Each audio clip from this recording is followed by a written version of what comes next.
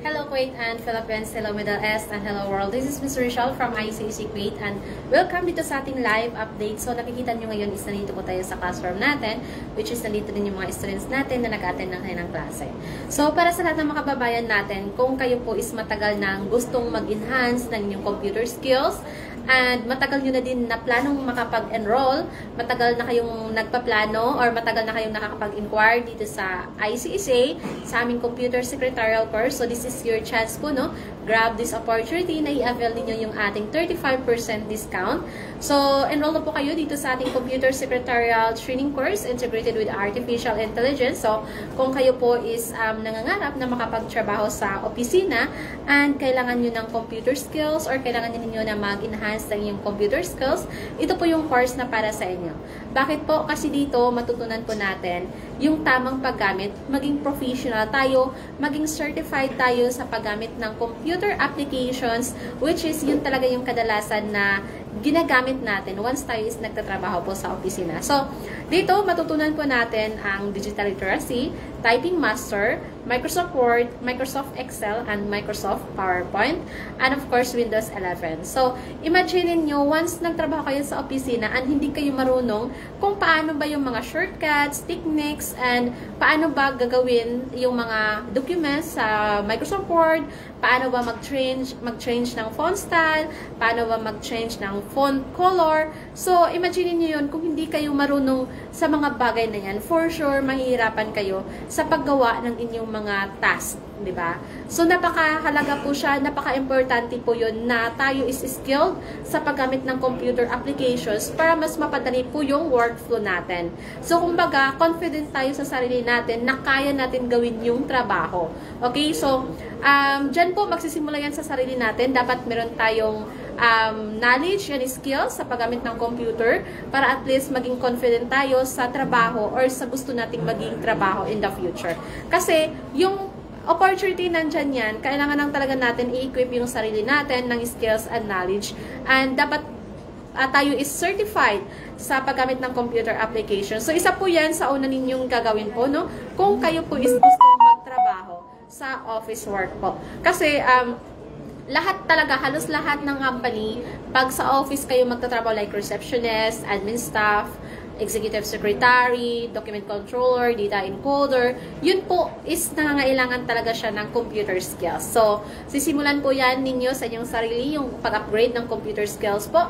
And of course, dito sa ICSA, nandito po yung ating mga instructor na mag-guide sa inyo from the beginning until the end of your course. So, dito kahit wala tayong idea or background, kung paano ba gamitin yung computer is wag po kayong mag-alala kasi pwede po tayo na mag-enroll dito sa ICAC kahit wala tayong idea or background kung paano gamitin ang computer and wala po tayong educational qualification na kailangan. So kahit sino po is pwede pong mag-enroll as long as ikaw is merong desire na magkaroon ng computer skills. Okay? At wala tayong age limit kasi maraming nagtatanong kung may age limit ba daw kung mag-aral tayo. Wala po tayong age limit.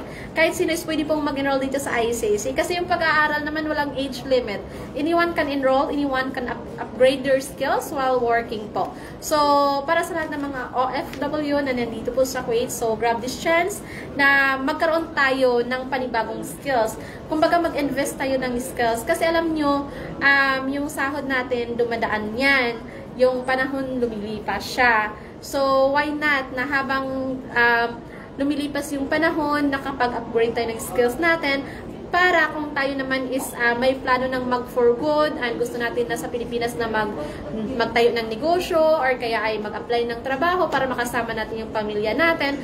So, ito po yung first thing na gagawin natin, mag-invest ng skills para sa future natin. So, para sa ibang detalye kung paano ba makapag-enroll dito sa ICSA, pwede niyo po kaming tawagan or i-message sa aming WhatsApp number, especially sa ating special offer ngayong month ng April, which is until April 30 na lang po yung discount offer natin, no? So, kung kayo is matagal na talaga, ito lang yung sinabi ko kanina, matagal nang nagpaplano, gusto nyo mag-enroll, and i-grab yung opportunity na to na makapag enhance ng skills and ma-avail natin yung special offer natin. Kasi Ang sahod naman kasi natin is naka-budget na yon, 'di ba? So, kung naghahanap kayo ng discount, so ito na yung chance natin habang meron pa tayong special offer kasi yung discount offer natin is hanggang April 30 lang po yan. So, first come, first serve tayo kasi ito is limited seats lang po yung available natin.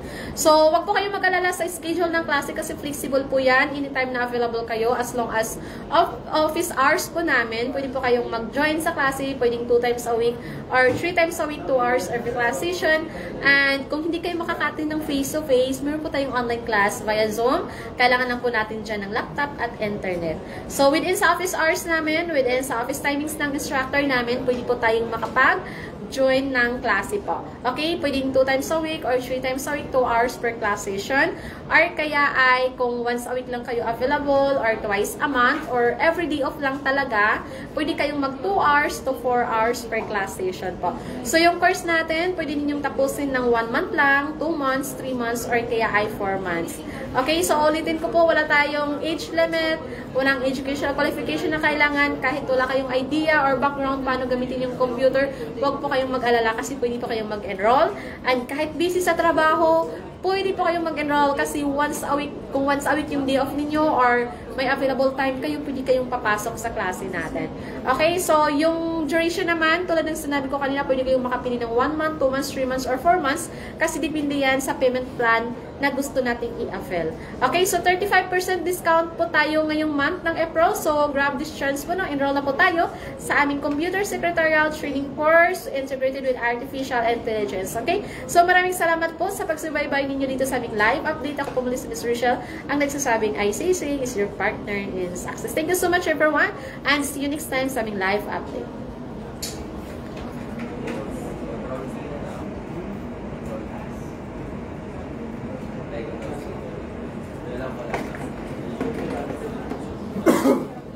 Battery